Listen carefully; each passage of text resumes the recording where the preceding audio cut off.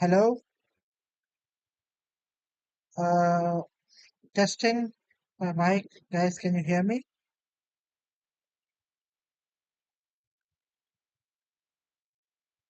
I think my mic is not audible. Hello? Okay, it's audible now. Okay, guys, I think I was just speaking and it didn't record anything. So let's just quickly do this one more time. Guys, this is the US MCAT preparatory course. Okay, and this is for all those students who are planning to become medical professionals in the US. Okay, I'm Dr. Shahfahadkhan. Okay, I'm a medical doctor and I will be helping you out throughout this course. So the first topic that we are looking at now, the content. Where is the content tested from? The content is tested from AAMC. It's made by AMC. The PDF, the guidelines are given by AMC. So this is a sample of or a section of the entire PDF. I'll share the entire PDF with you guys as well someday. But these are all the learning objectives at the moment of this particular topic, amino acids. Okay.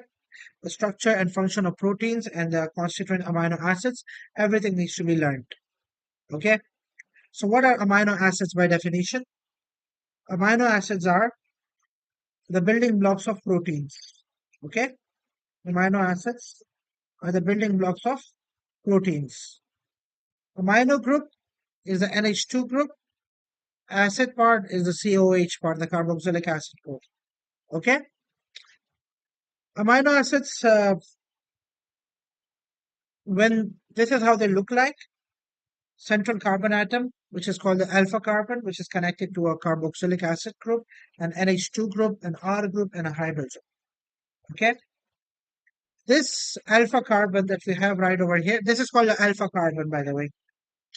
When this amino acid is added into the body solution or into water, the acid part is going to lose its proton, whereas the NH2 part is going to gain the protons, as a result of which this species is formed. This species is called the Zwitter ion. Okay. And Zwitter ion is an isoelectronic species, meaning positive and negative charges are cancelled out, and hence it does not have any charge. It's neutral, zero. Okay, charge is zero. So that's how you're gonna define the configuration of alpha and position, and also the dipolar ions. Why are they called dipolar? Because they have two poles, right? A positive pole and a negative pole. Let's move on. Classification of acidic and basic amino acids. So yeah, based on the side chain of an amino acid, as I said, COH is the acidic part, NH2 is the basic part. There's an R group, there's a hydrogen. Now this side chain right over here, this decides which type of amino acid we're talking about. This can be either acidic or it can be basic. It can also be polar or non-polar.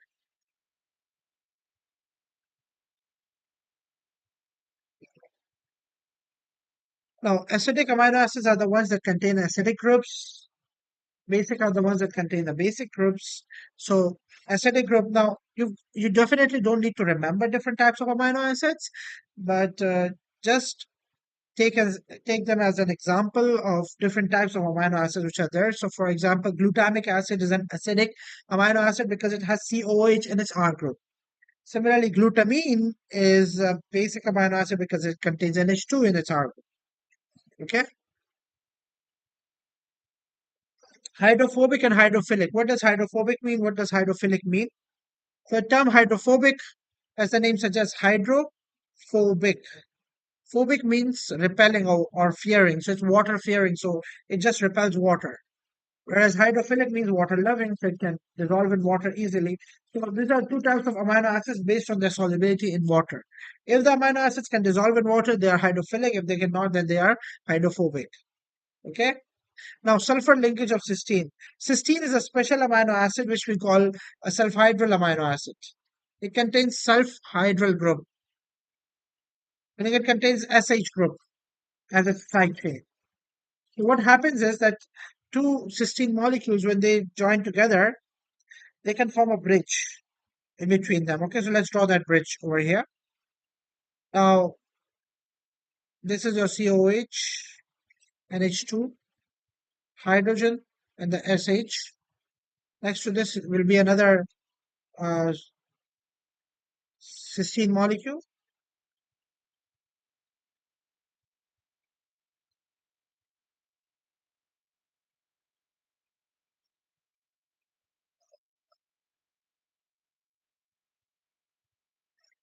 So basically, both of them, their hydrogens are lost. One hydrogen atom from each hydrogen molecule is lost, and as a result of that, a bridge is formed between these two sulfur atoms.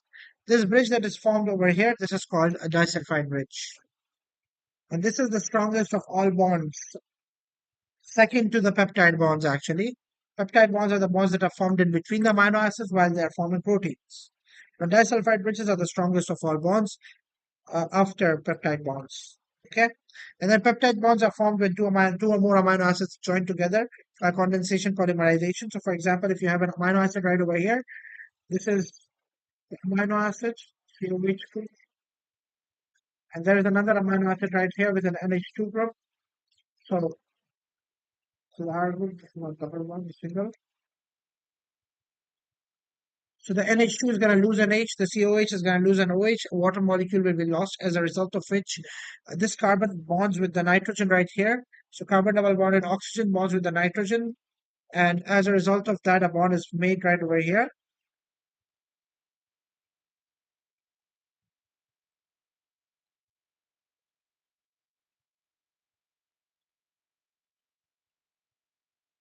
This bond that is made, this is called the peptide bond.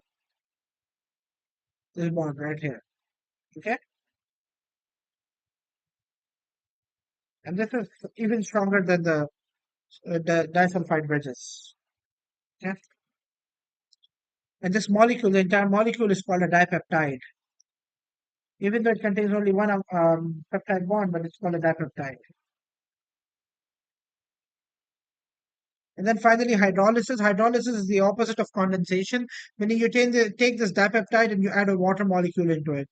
As you add a water molecule into it, the carboxyl part is going to get the OH, and it's going to reform the COH again, whereas the NH2 part is going to get the H and is going to form the NH2 again, and the rest of it is going to follow.